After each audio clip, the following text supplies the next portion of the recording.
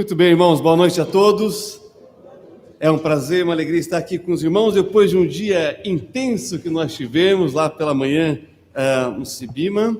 Foi uma grande bênção estar com os pastores, os obreiros e ter aquele tempo de comunhão em torno da palavra de Deus. E também depois um almoço delicioso com os jovens.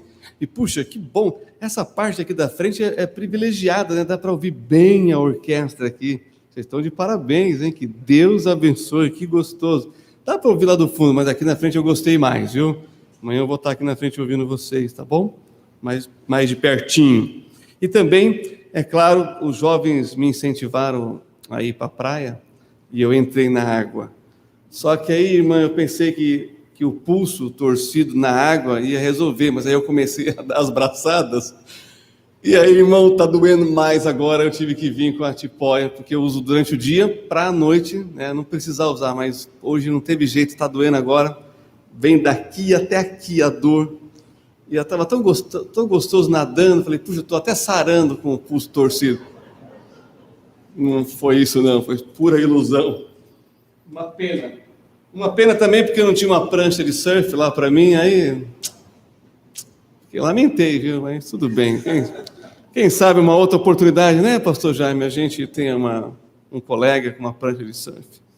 Bom, irmãos, também, é claro, é sempre maravilhoso ouvir esses testemunhos e relatórios missionários. Que bênção! Puxa, sempre que a gente está nas conferências nas igrejas sobre missões, seja como preletor ou como aquele que vai prestar o relatório, é sempre maravilhoso, sempre desafiador ouvirmos do campo missionário, dá até vontade de se multiplicar, sabe? Fazer clone e estar indo para os lugares e estar envolvendo com a obra que está sendo feita pelos nossos queridos missionários, né, no Brasil e em outras partes do mundo.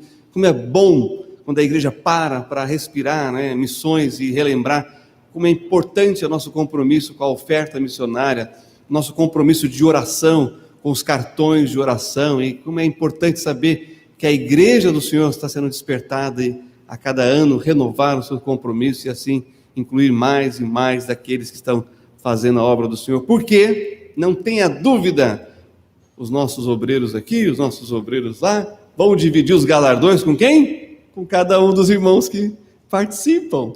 Nós estamos juntando coroas no céu, sabe? Pedras preciosas no céu em parceria, porque ninguém faz a obra de Deus sozinho, não tem como, é impossível. E como é bom a gente estar no campo e saber que é uma igreja fiel, na retaguarda, orando por nós e investindo. Já parou para pensar nisso? O missionário acordar na segunda-feira, meu Deus do céu, como é que eu vou pagar a conta de água, a conta de luz? Você acha que consegue evangelizar alguém? Mas quando nós temos igreja atrás, que nós vamos enviar oferta, nós vamos orar por você, acorde na segunda-feira pensando, planeje a sua semana para alcançar almas para Jesus. Esse é o objetivo, esse é o propósito. Estamos aqui nessa conferência missionária. Então, está aí a foto da minha família. Eu agradeço aqueles que já se inscreveram. Eu vi ali umas inscrições, então estou muito feliz. Mas não deixe de se inscrever, porque eu vou apertar aqui o próximo, olha só. E você pode acompanhar o nosso ministério nas mídias sociais, tá bom? Se inscreva lá, nos siga no Facebook, se inscreva no YouTube, também no blog Notícias de Sião e também no Instagram. Olha, cadê a irmã Karen que falou aqui do Instagram? Tem coisa boa no Instagram, irmã. Dá para ler coisas boas no Instagram também. Acompanhe a gente lá que é coisa boa. Amém, irmã Karen? Mas se puder ler um livro, né, para evangelizar o judeu, leia o livro. Pode, eu passo aqui, mãe. Tá certo? Bom, agora vamos falar dessa parte que é muito interessante, que é do discipulado. O discipulado, que é muito importante, que é uma parte também do nosso ministério, porque a gente vai preparar para integrar as pessoas, né, a igreja do Senhor Jesus Cristo, e aí tem um grande desafio, porque é estar com a pessoa, é responder às questões, às dúvidas que eles têm. Imagina, nós ganhamos um judeu para Jesus que nunca tinha ido em nenhuma igreja na vida dele. Quando ele reconheceu Jesus, ele queria ir em todas as igrejas. Aí foi um problema que nós tivemos, mas conseguimos tratar a coisa com o discipulado, né? Então, tem essa parte também importante, né, de estar junto ali, marcar um horário, dia, e em torno da palavra responder as perguntas, orar juntos, ensinar as verdades e os conceitos sobre a palavra de Deus. E é muito interessante quando a gente está ali com um filho de Abraão e começa a estudar a Bíblia junto, e as perguntas que ele vai trazendo, que são perguntas daquelas que a gente fala, puxa vida, o que eu falo agora? Onde está um texto bíblico para resolver essa questão? Aí eu lembro lá do Dr. Michael Brown e do Dr. Jacob Gartenhaus, que já passaram por isso, né? E escreveram para a gente, responda assim, fale assim, porque você vai alcançar o coração dele com a palavra de Deus. Bem, quando a gente pensa em discipulado, né, para integrá-los, para curso de batismo, e aí então temos aí algumas imagens para ilustrar. Esse foi o primeiro judeu que eu batizei, quando ele reconheceu que Jesus era o Messias, e ele falou para o pai dele, eles trabalhavam na mesma firma de essa parte de tecnologia, né, de informática. O pai demitiu o próprio filho. Não quero você mais trabalhando comigo. Não quero fanático aqui comigo. E aí, quando ele foi se batizar, ele foi assim com roupa como se estivesse indo para o campo de futebol, a quadra, society, para ir jogar bola, porque ia ter problema se ele falasse, estou indo me batizar, né, em nome de Jesus. Então, algumas histórias assim, tremendas de fé e de obediência à palavra de Deus. Esse senhor que vocês estão vendo aí na frente dessa sinagoga, eu contei hoje no Sibima, tem muitas outras histórias para mencionar, mas o senhor José Archendorf, eu tive um encontro com ele durante 2 anos, com um irmão, lá no Bom Retiro, um bairro judaico, que eles eram muito amigos, a gente tomava café junto, e ali eu tinha o momento de, né, falar, de discipular, e assim falar de Jesus. Durante 2 anos, eu fui lendo as profecias messiânicas com ele, e sempre que eu terminava, ele falava assim, você conhece a nova piada judaica? E me contava piada, irmãos. Falei, meu Deus do céu, 2 anos, o que eu estou fazendo aqui? Só estou ouvindo. Meu repertório de piada judaica é bom, cresceu, mas nada acontecia. Ele ficou doente, foi parar no hospital, o irmão falou, pastor, tem que ir lá. Aí eu ia num dia, o pastor Thomas ia no outro dia, a gente orava por ele, falava de Jesus, ele agradecia, entre a vida e a morte, uma coisa realmente muito delicada. O tempo passou, ele fez a cirurgia, se recuperou, e o médico deu algum tempo para ele de vida. Ele volta para casa e ele entra nessa sinagoga que nós estamos aí, que tiramos a foto. E ele pega o Sidur, que é o livro, né, de oração judaica, e ele lê lá. E a salvação vem de Belém, da casa de Davi, da cidade de Belém. Quando ele leu isso, ele entendeu que era Jesus, o Messias. E ele leu em hebraico. E Jesus, né, em hebraico é Yeshua, quer dizer Salvador. E salvação quer dizer Yeshua. E fala de Davi, a casa de Davi, e da cidade de Belém. Sabe o que ele lembrou, irmãos? Das profecias messiânicas que a gente estudou durante 2 anos. E aí ele creu ali, dentro da sinagoga. E ele me ligou, falou, pastor, vem aqui. Fui lá, ele confessou Jesus comigo, nós oramos. E aí ele me convidou para ir para a sinagoga. E eu fui para a sinagoga. E ele pegou o livro, esse mesmo livro, começou a apontar e falar, está vendo aqui, olha, sobre Jesus, Jesus é o Messias. Irmãos, eu fui abaixando na cadeira assim, falei, meu Deus do céu, eu não vou sair daqui vivo. Lembrei do apóstolo Paulo, né? E ele falando alto, empolgado, e o serviço religioso acontecendo. Eu falei, Senhor, tem misericórdia de mim. Aí o senhor do lado virou para a gente e fez assim, ó, o que é isso? Conversando alto dentro da sinagoga. Aí o senhor José parou, eu respirei aliviado, graças a Deus. Vou sair vivo da sinagoga. Então esse testemunho é simplesmente maravilhoso. Quando a gente está ali fazendo o discipulado, ensinando, mostrando, respondendo as perguntas, mesmo que às vezes há uma indiferença aparente, o Espírito Santo está fazendo a obra, e o processo do discipulado é esse, preparar as pessoas para cumprir toda a justiça de Deus e a obediência à palavra do Senhor. Então, foi algo assim muito marcante. Também, quando a gente pensa no nosso ministério, a gente vai estar defendendo Israel em alguns debates, né, na televisão, em canais evangélicos. Então, quando tem algum assunto envolvendo Israel, a profecia, geralmente eu sou convidado para ir participar do debate, e do outro lado a gente tem outras pessoas debatendo, infelizmente às vezes até contra Israel. Então é uma oportunidade, porque a cada final de programa são milhares de pessoas que assistiram, milhares e milhares de pessoas, depois vai para o YouTube, mais milhares de pessoas, e a gente pensa nesse alcance, né, que o pastor Thomas fala, existe o discipulado do 1 a 1, mas também existe o discipulado em que você defende a fé para milhares de pessoas.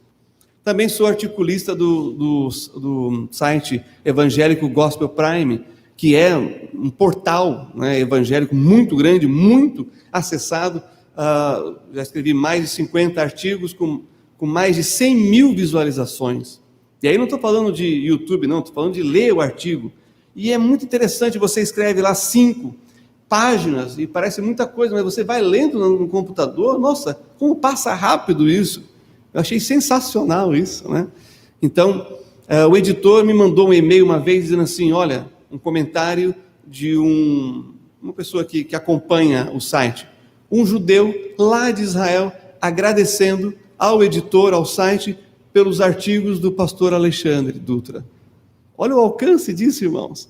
Quando a gente pensa que alguém lá em Israel, em brasileiro com certeza, é um artigo em português, está lendo e está deixando a gente saber que está sendo bom para ele. Então, quando a gente pensa nessas ferramentas, e a gente manda ali uma sementinha do Evangelho, nós estamos preparando os corações para germinar, né, a semente do Evangelho e frutificar para a glória de Deus. Também, eu tive a oportunidade de fazer o meu mestrado lá na Universidade de São Paulo, na área de estudos judaicos, então meus professores eram judeus. Meus colegas eram judeus, né, além de outros que não eram judeus. E aí, no coffee break, a gente se apresentava, batia um papo e tinha a oportunidade de testemunhar. Então, agora imagina, eu pude testemunhar, irmão, até falei uma outra vez, né, para uma esposa de rabino ortodoxo, mas eu também testemunhei de Jesus para um judeu grau 32 na maçonaria. Pude falar com judeus jornalistas. Pude dar meu testemunho para professores. Teve um que me perseguiu lá. Minha esposa falou assim, processa ele, porque não é possível fazer um negócio desse. Bom, não processei. Mas ele atacava Jesus na aula, virava para mim, sabia que eu sou pastor, e falou assim, não é nada pessoal, tá? Falava mal do Novo Testamento, virava para mim e falava assim, não é nada pessoal. Eu pensava comigo, imagina se fosse, né? Bom, está aí a foto dessa turminha que eu estive, né, alguns anos lá, estudando, fazendo mestrado, e que eu pude testemunhar e falar e dar o cartão dos amigos de Sião, né, com os compromissos, com a estrela, e assim a gente vai semeando onde Deus nos coloca para semear a palavra de Deus. Não perca a oportunidade, ore, peça para Deus preparar. Não abrir a boca, irmãos, para falar na sala de aula, porque eu sabia que ia dar problema. Então, no particular, ali no individual, no cafezinho, pãozinho de queijo, né, a gente ia bater no papo e podendo responder as perguntas desses meus colegas judeus sobre como é que é a Igreja Batista, qual é a história da Igreja Batista, como é que é ser pastor, o que você faz? Eu pude testemunhar assim, de um jeito bem informal, mas apresentando o Senhor Jesus. Pode passar. Agora eu tenho controle aqui, né? Também nós tivemos, e assim damos até hoje, o apoio à congregação judaico-messiânica Bet Shalom, que é batista regular, uma das mais antigas de São Paulo. É um testemunho poderosíssimo. Vários judeus passaram ali, reconheceram Jesus, e essa ocasião o pastor Daniel Wood estava nos Estados Unidos, e o pastor Thomas e eu estávamos cuidando da parte espiritual, né, levando os estudos, a pregação, fazendo ali as reuniões judaicas, e para vocês terem uma ideia, nós levamos judeus que deram testemunho lá. Quando veio o Miguel Nicolaevski, que é o editor e fundador do site Café Torá, que é uma coisa sensacional também, meu amigo, ele foi meu guia particular em Israel. Chegamos em Israel, fomos para El Roi, uma congregação judaico-messiânica, estava lá ele e a família, e ele falou: o que vocês vieram fazer aqui? A gente veio fazer isso, isso. Ele disse assim: então vocês se sintam abençoados por Deus, porque eu acabei de ser demitido do emprego. Eu falei: então isso não é bom sim, porque eu vou levar você nos lugares que você quiser conhecer. E foi a família dele, a minha família, e tivemos assim uma experiência muito maravilhosa em Israel. E quando ele veio para o Brasil, visitar a família no Rio, ele veio para a nossa casa, e eu levei ele para algumas igrejas, e ele pregou na Beit Shalom. Ele pregou, deu os testemunhos, e nós fizemos um apelo dentro da congregação judaico-messiânica. Tínhamos 50 pessoas, a metade, né, eram judeus, era entre judeus e não judeus que nunca tinham ido lá. Ele falando de Jesus, algumas pessoas levantavam e saíam. Levantavam e iam embora. Mas aqueles que ficaram, 2 oraram comigo, recebendo Jesus assim, publicamente. E uma outra pessoa orou com o pastor Thomas particularmente. Então foi assim, nunca experimentamos isso. Uma noite, 3 judeus reconhecendo Jesus. Não repetiu também mais isso no meu ministério, infelizmente, mas foi assim algo maravilhoso. E os judeus que querem manter a sua tradição judaica, a gente encaminha para Beit Shalom, é feito em hebraico, né? A prédica é em português, mas os eventos e as celebrações que eles fazem lá, em hebraico, como o judeu faz em qualquer lugar do mundo. Então é realmente uma grande bênção, e aí é o nosso trabalho também de discipulado, apoiando a Beit Shalom. Bem, agora eu quero convidar todos vocês a ficarem em pé, né? Perdão, desculpa, irmãos, eu não coloquei o versículo aí, mas me aguarde um pouquinho, deixa eu só fazer a introdução de uma outra coisa, desculpa, calma aí. Bom, deixa eu mostrar para vocês, amanhã na igreja eu vou mostrar um pouquinho melhor e explicar, porém, eu sei que algumas pessoas não virão, né, amanhã, porque eles têm compromisso nas suas igrejas locais. Então, eu quero apresentar para vocês uma coisa interessante, que é como identificar um judeu, né? O judeu geralmente usa um gorrinho assim na cabeça, chama-se kippá. Kippá quer dizer arco em hebraico, por causa do formato dele, né? Forma um arco. Então ele põe na cabeça, e com isso ele está dizendo um sinal de submissão, de reverência a Deus. Acima do homem, há Deus o Criador, e abaixo de Deus, todos os homens perante o Senhor são iguais. Esse é o significado do kippá, um símbolo de submissão a Deus. Mas, pastor Jaime, eu sei que tem algumas irmãs pensando assim: pastor, como é que prende esse negócio na cabeça? Tem alguma irmã pensando nisso? Levanta a mão. Tem algum irmão pensando como é que prende o kippá na cabeça? Levanta a mão. Depois vocês falam que só as mulheres são curiosas, né? Vocês sabiam que em Israel a economia número 1 é high-tech, é tecnologia, que eles vendem para o mundo todo? É proporcional aos Estados Unidos, a questão da tecnologia em Israel. Então, eles desenvolveram um mecanismo ultra sofisticado para prender o kippá na cabeça. É esse daqui, irmãs. Como é que é o nome?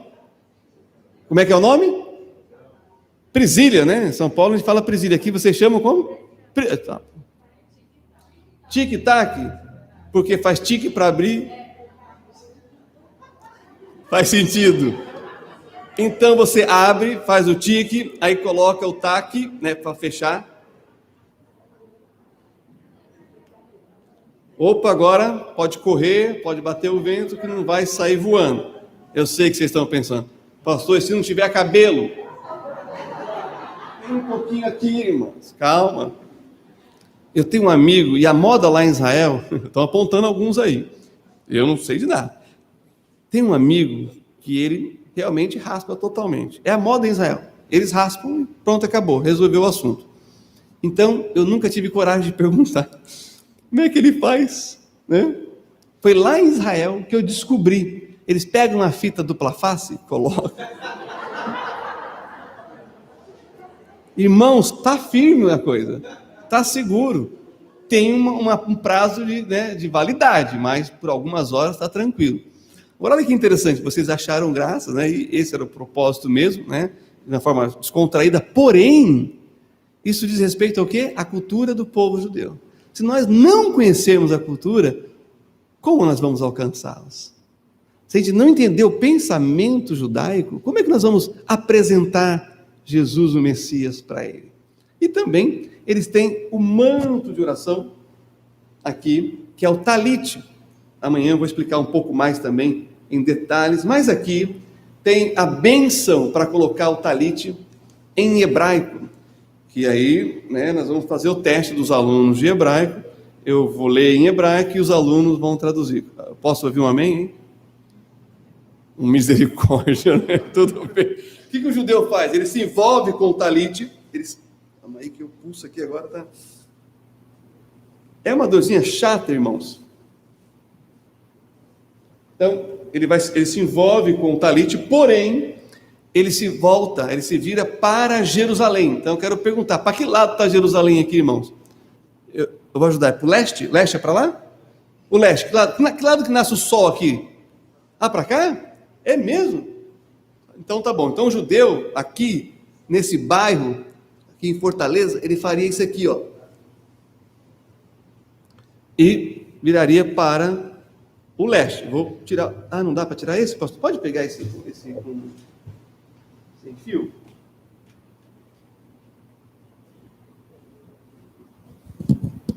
Obrigado.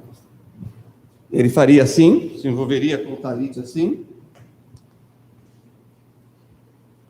E faria essa oração inicial e depois outras orações. Fica assim em hebraico. Baruch atah Adonai Eloheinu melech haolam shek deshanu b'mitzvotav v'tzivanu lehatef tzitzit tzitzit. Aí fica alguns segundos em silêncio. E aí então...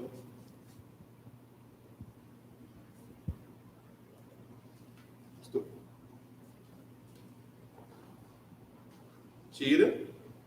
Né? Coloca assim, puxa.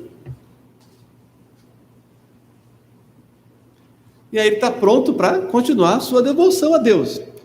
Faz isso de manhã e à noite, né? Nas 3 orações do dia, no meio-dia, vai estar no serviço, então ele não leva o talit, mas ele tem o tzitzit, que é os cordõezinhos que ficam aqui assim. Você já viu um judeu ortodoxo com esses cordõezinhos? Para lembrar os mandamentos que Deus deu para Israel. E quantos foram os mandamentos que Deus deu para Israel? 613. Eu vou detalhar um pouquinho mais amanhã. Cada fiozinho desse aqui é um mandamento. Cada um desses aqui é um mandamento. E aí tem os nozinhos que eles fazem ligando um mandamento no outro. Por quê? Se transgredir um mandamento, se torna culpado por toda a lei. Mas amanhã eu vou entrar um pouquinho mais em detalhe nisso. Agora deixa eu contar uma história que eu ouvi daquele judeu. Meu repertório. Ele falou que o seu Jacó tinha um talit como esse aqui, e o talit é uma peça fina, cara, um tecido, né, mais delicado, e vem de Israel, não é barato, nada de judeu é barato, essa aqui é a verdade. Vem de Israel e você não pode colocar no tanquinho para lavar. Você tem que levar numa lavanderia, né? Porque, afinal de contas, não é barato e não pode, né, estragar. Aí então o seu Jacó olhou lá no Bom Retiro, viu lá que a lavanderia mais em conta era a lavanderia do chinês. Qualquer peça R$10. O seu Jacó levou o talit para lavar na lavanderia do chinês, perguntou, quando fica pronto? Ele falou, amanhã no mesmo horário. O seu Jacó voltou lá, no outro dia, no mesmo horário, com R$10.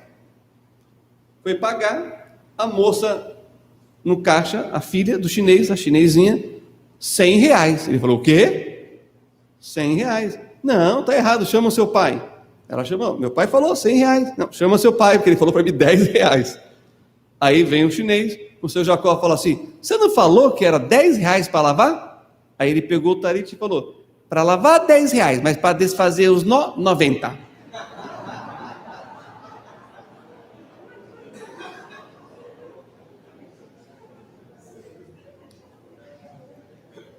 Moral da história: se você não conhece a cultura do povo para quem você está testemunhando, você não vai alcançar o coração.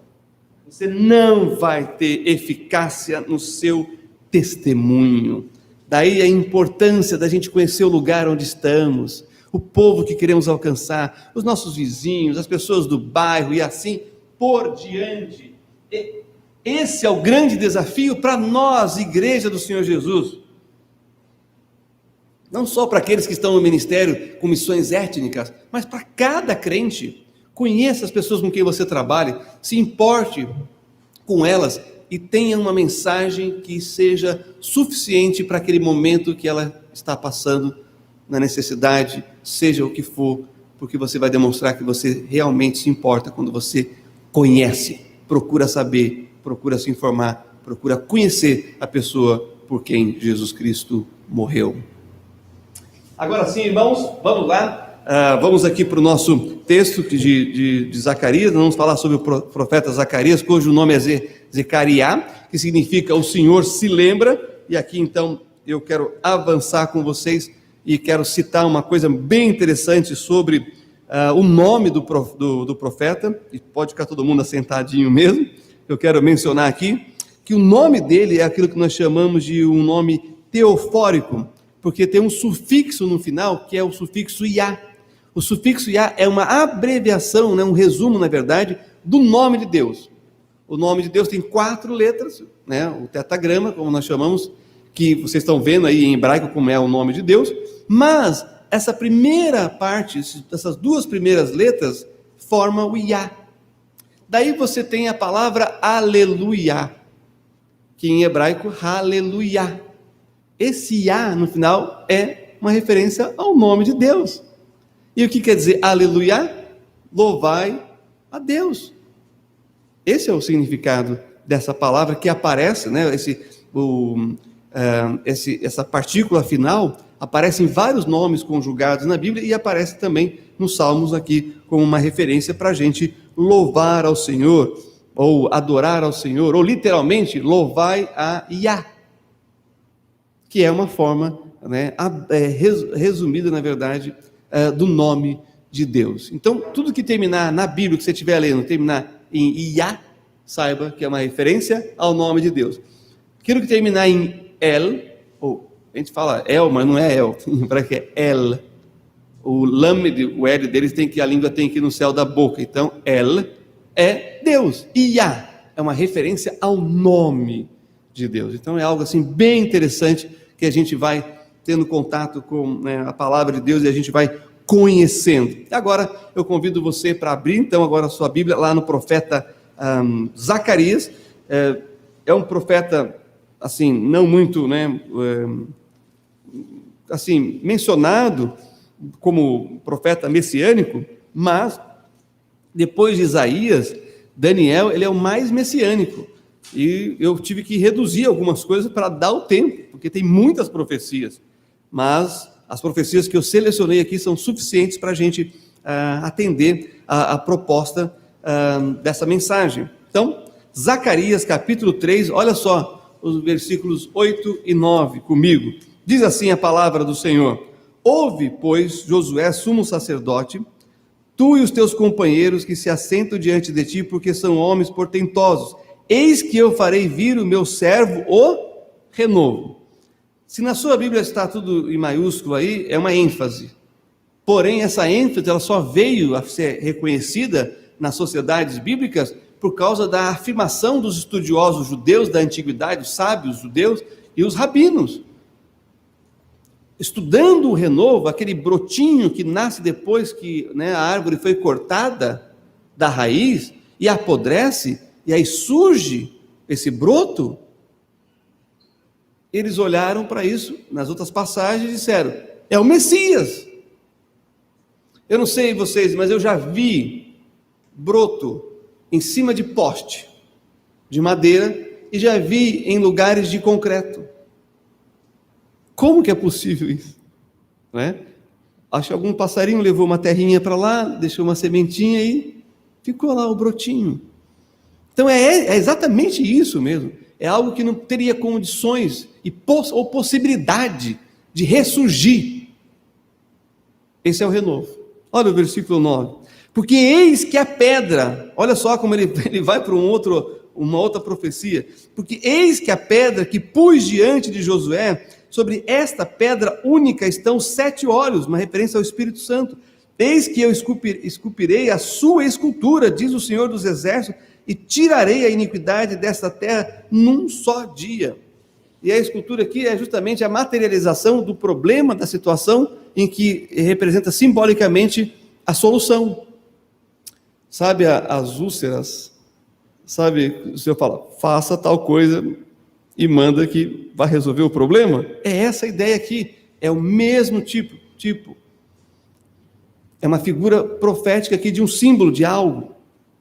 Bem, então quando a gente pensa aqui no renovo, na visão do profeta Zacarias, segundo os estudiosos, é uma referência ao Messias de Israel. E aí, olha só, no capítulo 10, versículo 4, nós temos uma outra referência na parte A do versículo, que diz assim, 10, 4. Dele sairá a pedra de esquina, a pedra fundamental. Também uma profecia referente a Israel, apontando para a obra do Messias. E quando a gente pensa ali no versículo 9 que lemos, a pedra com 7 olhos, uma referência à ação do Espírito Santo sobre essa pedra, e aí nós olhamos para o símbolo dos 7 Espíritos de Deus, lá no Apocalipse, ou no profeta Isaías, a gente percebe do que está se tratando. E aqui eu quero realmente ler o texto paralelo que está lá no profeta Isaías, porque é simplesmente maravilhoso. Vamos para Isaías, depois a gente volta aqui para o profeta Zacarias. Irmãos, acompanhem comigo, porque essa leitura ela é sensacional. Vamos lá? Profeta Isaías, só para lançar mais luz no texto do profeta Zacarias, que é uma coisa muito comum. Às vezes foi um profeta que disse uma parte, o outro disse uma outra parte, e quando se menciona esse profeta no Novo Testamento, Jesus faz isso, ele cita um, mas parte foi um e a outra parte foi outro. Então ele cita aquele que tem a proeminência, tá bom? Então, olha só o que nós temos aqui nesse capítulo 11, versículo 1 e 2. Porque brotará um rebento do tronco de Jessé. Vocês perceberam que lá em Zacarias fala do renovo, mas aqui diz quem é esse renovo, da onde que vem esse renovo? Vem de Jessé. Quem era Jessé? Quem era Jessé? Pai do rei Davi. Estão entendendo? É da casa de Davi que vem esse renovo, e das suas raízes um renovo frutificará. E olha agora o versículo 2, e pousará sobre ele o Espírito do Senhor. Lembra os 7 olhos? Sabe o castiçal? São 7 braços. O castiçal central, e ele devia ser feito em peça única, o castiçal central é a referência ao Espírito do Senhor. Porque o combustível que vai ser colocado para projetar a luz e iluminar o templo, o tabernáculo, é o azeite, outro símbolo do Espírito Santo. Então, o Espírito Santo vai estar sobre Jesus. O Espírito do Senhor. E agora olha para os outros braços, o que vem na sequência. E aí conta comigo se tem 7 ou não. Diz assim, vou ler novamente o versículo 2. E repousará sobre o Espírito do Senhor. Vá para o outro braço. O Espírito de sabedoria e de entendimento, um terceiro. O Espírito de conselho, quarto. O Espírito de fortaleza, quinto. O Espírito de conhecimento e de temor ao Senhor. Quanto deu? 7. O que representa o número 7 na Bíblia? A perfeição. A completude de Deus, a sua obra perfeita e completa. Volta comigo lá para o profeta Zacarias, porque Isaías ajudou bastante, mas Zacarias tem outras coisas muito importantes e interessantes que nós precisamos conhecer e falar aqui nesse momento. Por exemplo, olha só, o Messias que é renovo construirá o templo. Vá lá comigo para Zacarias, capítulo 6, vamos ler aqui os versículos 12 e 13.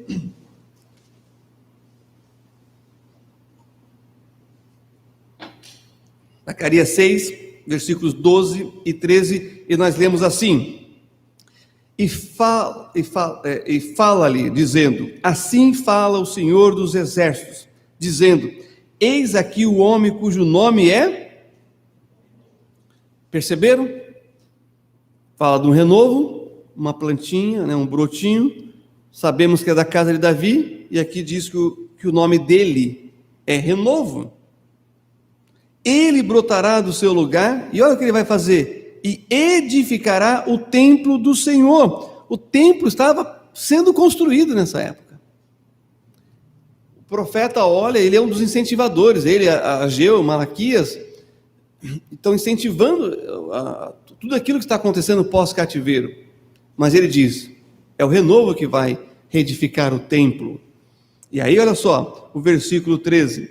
E ele mesmo edificará o templo do Senhor, e ele levará a glória, assentar-se-á no seu trono e dominará, e será sacerdote no seu trono, e conselho de paz haverá entre ambos os ofícios. Uau! Ele está falando de Josué, o sacerdote, e aqui fala de ambos os ofícios.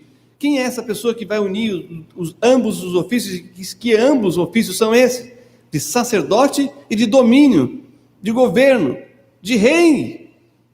Nós sabemos, Jesus é rei, mas ele também é sacerdote, não segundo a ordem de Arão, porque ele vem da tribo de Judá, mas segundo a ordem de Melquisedeque.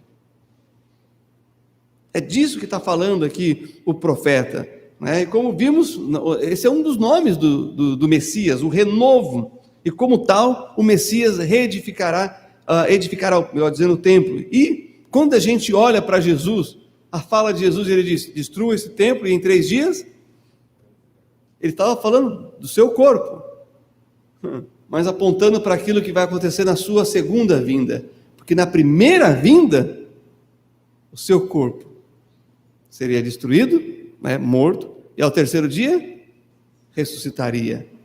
Mas aqui Zacarias está dizendo, o Messias é que vai construir o templo que será destruído pelos gentios, e que vai ser edificado pelo Messias, não esse que Israel está preparando para edificar a qualquer momento lá em Israel. Falávamos isso com os jovens. Deixa eu dar rapidamente um detalhe importante. Quando eu estive lá em 2005 para 2006, o judeu que subiu comigo para o monte do templo, ele subiu com o passaporte brasileiro, porque era proibido os judeus subirem com documento israelense. 2005 para 2006. 2011, quando eu voltei, os judeus subiam com escolta de soldados, mas já com o documento israelense.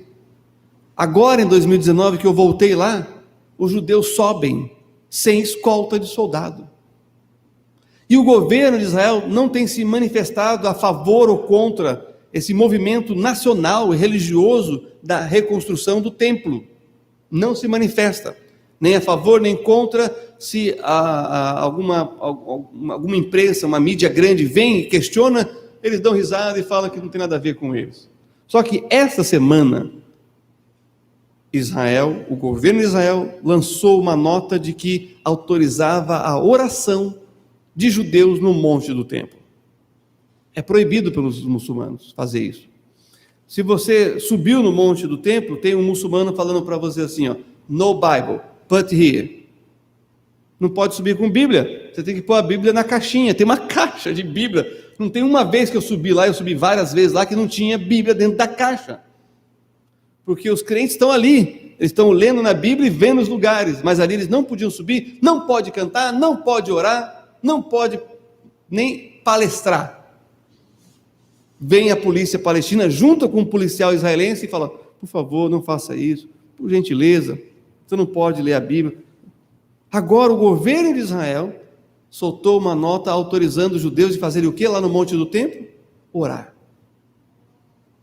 Então percebam que as coisas estão acontecendo nos nossos dias. Mas Zacarias está dizendo que quem vai edificar esse templo é o Messias. E aí estamos falando da segunda vinda de Jesus, estamos falando do milênio.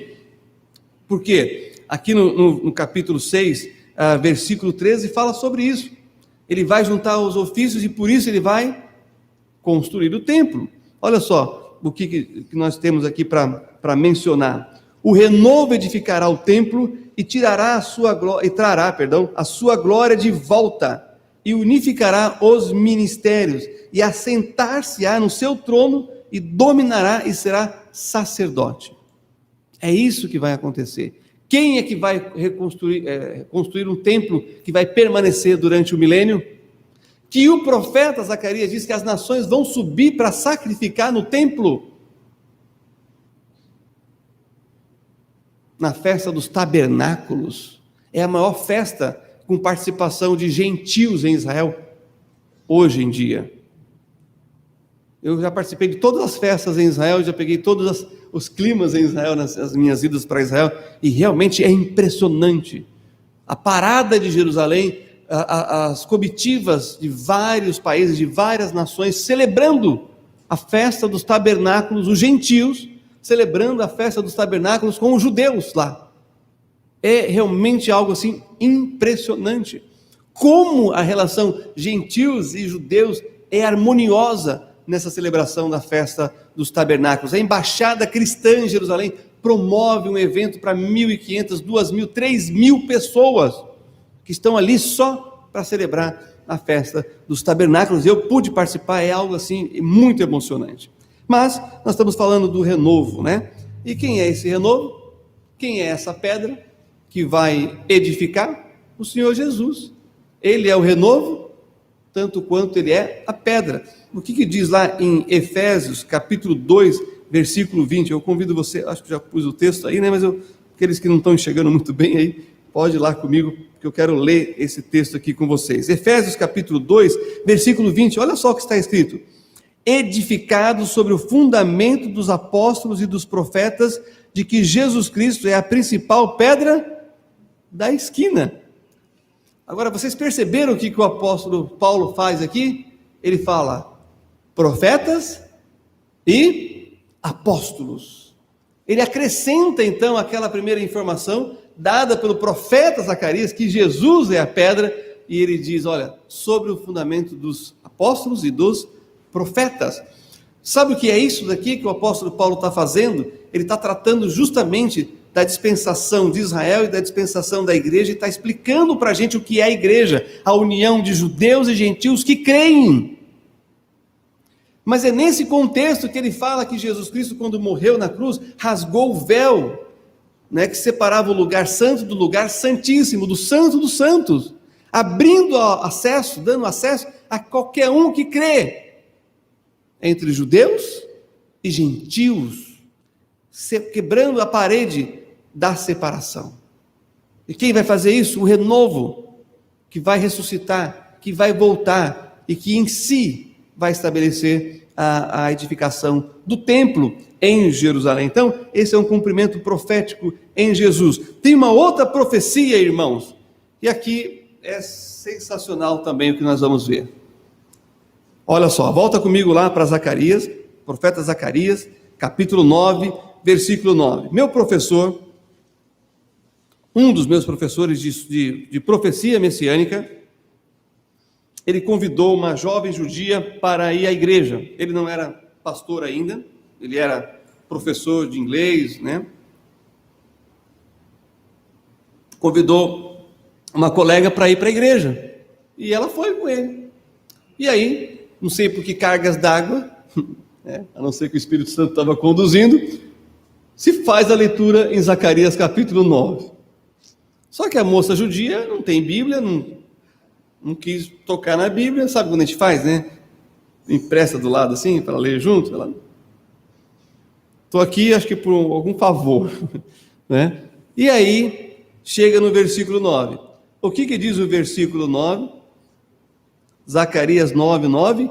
Alegra-te muito, ó filha de Sião, exulta, ó filha de Jerusalém, eis que o teu rei virá a ti, justo e salvador, pobre e montado sobre um jumento e sobre um jumentinho, filho de jumenta.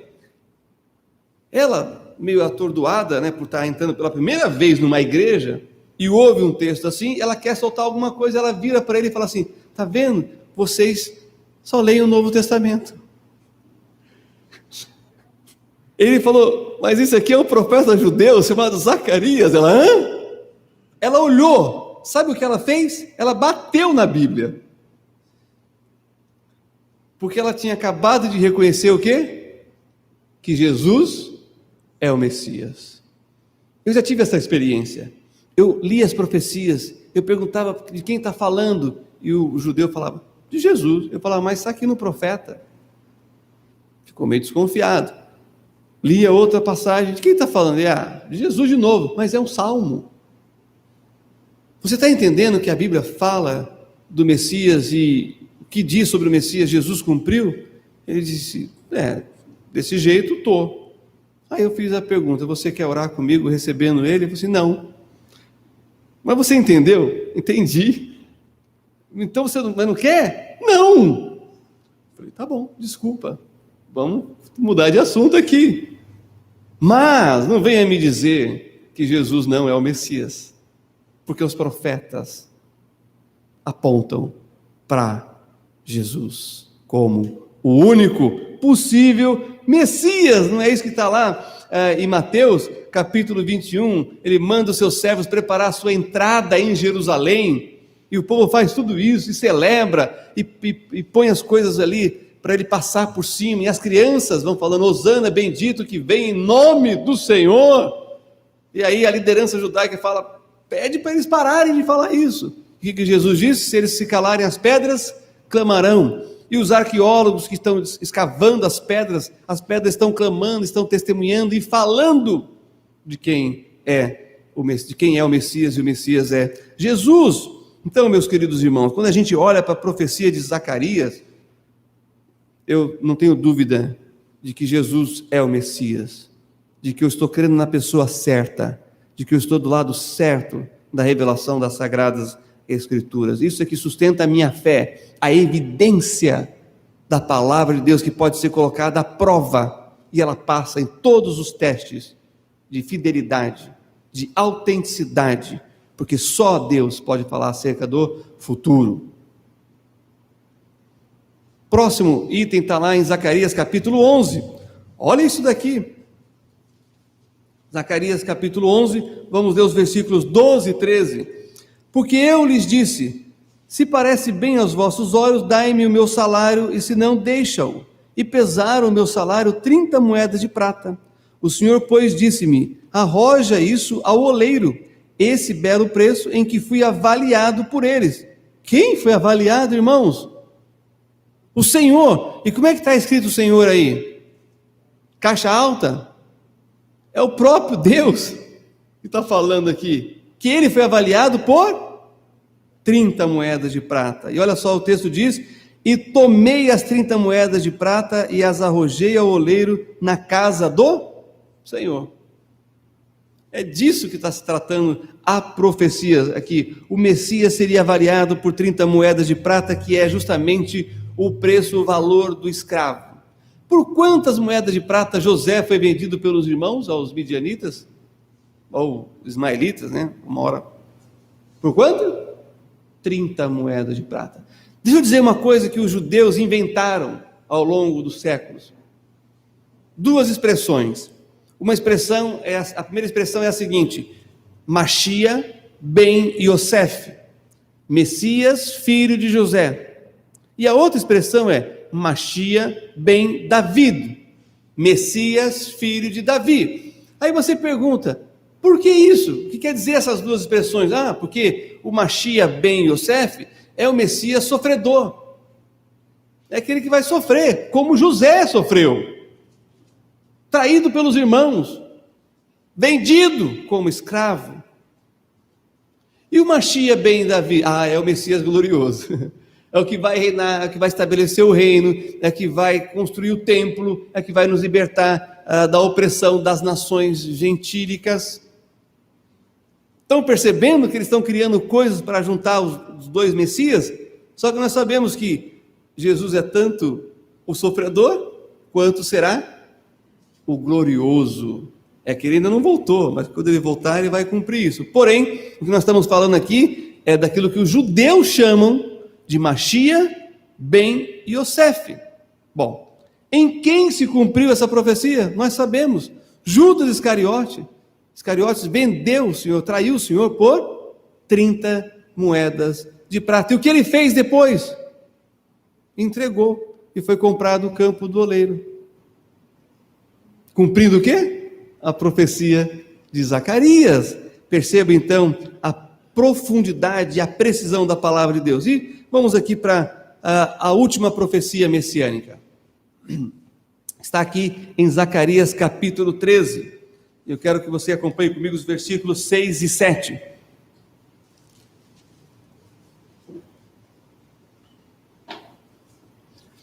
Diz assim, Zacarias capítulo 13, versículo 6: e 7. E se alguém lhe disser: que feridas são estas nas tuas mãos? Dirá ele: são feridas com que fui ferido em casa dos meus amigos. Versículo 7. Ó espada, desperta-te contra o meu pastor e contra o homem que é o meu companheiro, diz o Senhor dos Exércitos. Fere ao pastor e espalhar-se-ão as ovelhas, mas volverei a minha mão sobre os pequenos. É claro que quando você vai olhando a profecia, existe uma dupla referência, existe o cumprimento imediato da situação real que está acontecendo ali, e aquela profecia que aponta para um futuro para ser completa e plena. O contexto vai mostrar isso para a gente.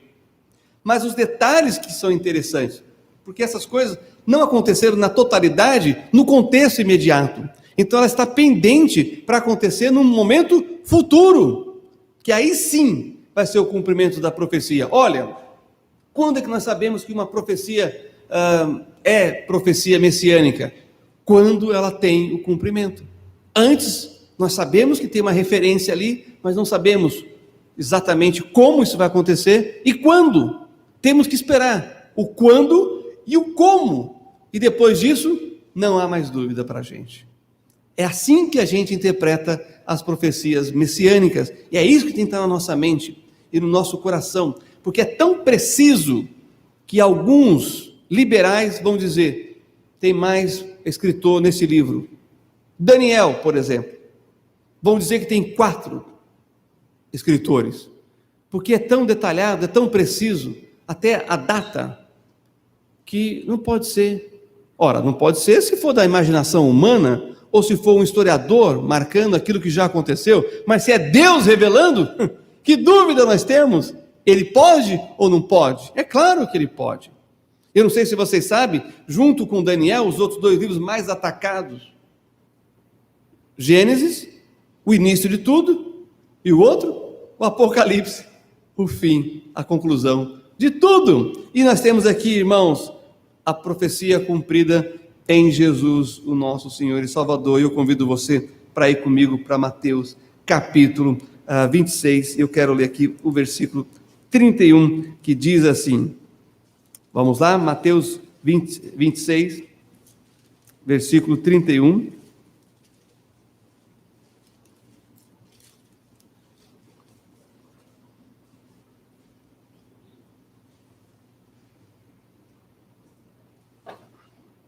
Diz assim: então Jesus lhes disse: todos vós, esta noite, vos escandalizareis em mim, porque está escrito,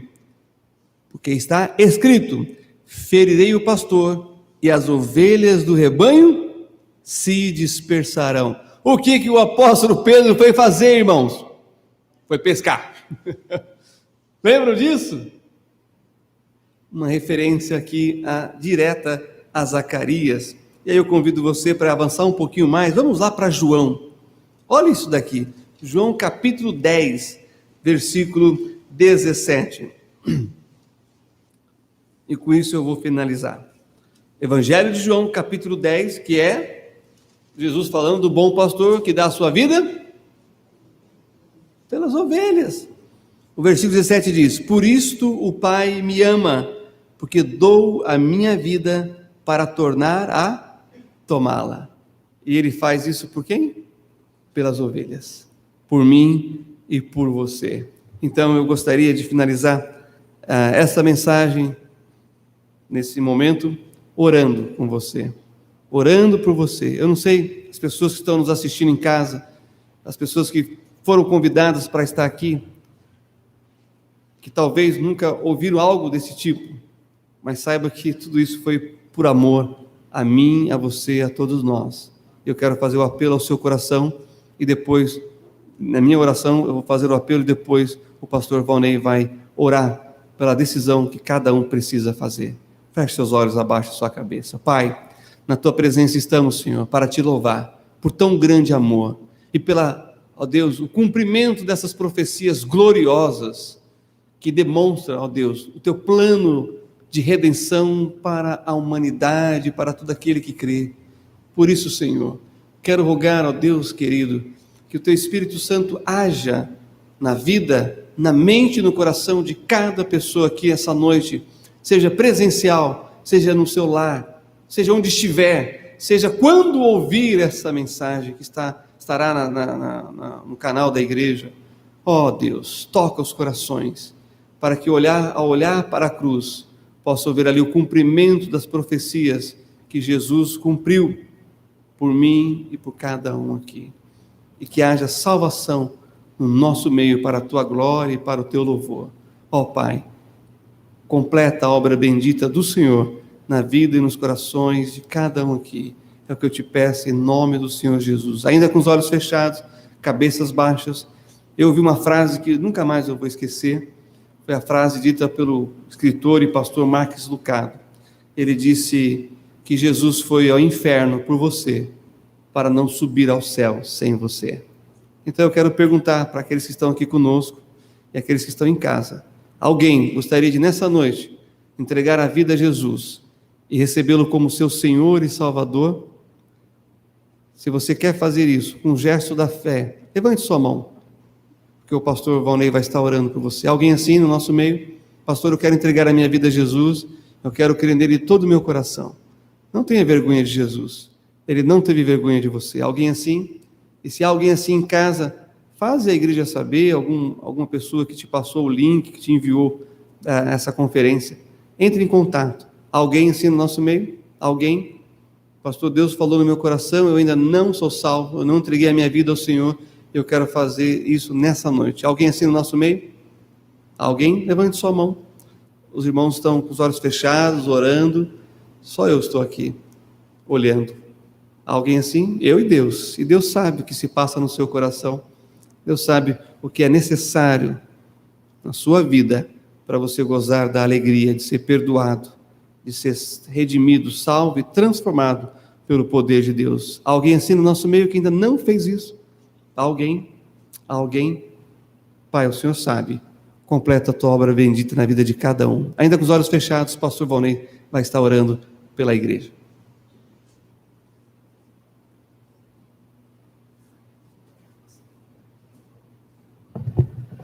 Pai amado, te louvamos por Tua graça e misericórdia. Obrigado, Senhor Deus, pela bênção de hoje, pelos desafios maravilhosos que o Senhor nos deu, porque o Senhor tem nos abençoado para podermos amar aqueles que estão perdidos nas trevas do pecado. Te louvamos, Senhor, porque o Senhor nos libertou, nos tirou dessa condição e nos colocou na condição de filhos justificados pela fé no Senhor Jesus Cristo, parte do Teu povo, Pai, da Tua igreja. Por isso te suplicamos que o Senhor nos ajude a levar a Tua palavra de salvação aos que estão perdidos, a enviarmos os missionários, a sustentarmos os missionários e a obra missionária, levando o Evangelho aos judeus, aos muçulmanos e todos os outros povos que carecem de ouvir a Tua palavra, inclusive aqueles que estão bem perto de nós. Senhor Deus, que o Senhor salve aqueles que são Teus, ó Pai. Tem misericórdia e abençoe o que nós te pedimos, no nome do Senhor Jesus Cristo. Amém. Irmãos, ficamos muito felizes. Mais uma vez agradecemos ao pastor Alexandre Dutra. E amanhã ele vai ficar quieto, descansando, para poder ter saúde, para de manhã e de noite estar trazendo a palavra do Senhor para nós. Brincadeira, pastor, se eu quiser nadar de novo... Mas nós ficamos muito felizes, porque o Senhor tem nos abençoado e nos fortalecido até aqui, e certamente meditar na Escritura tem nos trazido muito ânimo e motivação para levar a mensagem de salvação. Então, irmãos, amanhã, 9 da manhã, estaremos aqui novamente. Não haverá escola bíblica dominical, é o tempo todo destinado, para a nossa conferência missionária, então temos bastante tempo e chegue no horário, porque é muito importante aproveitar tudo o que nós vamos ter amanhã pela manhã e à noite, às 18h30 também, tá certo? Teremos o nosso momento de pós-lúdio, você pode orar silenciosamente mais um pouco, louvando ao Senhor, conversando com o Senhor, seu Deus. Então assim, estamos encerrando. Deus abençoe a todos e até amanhã.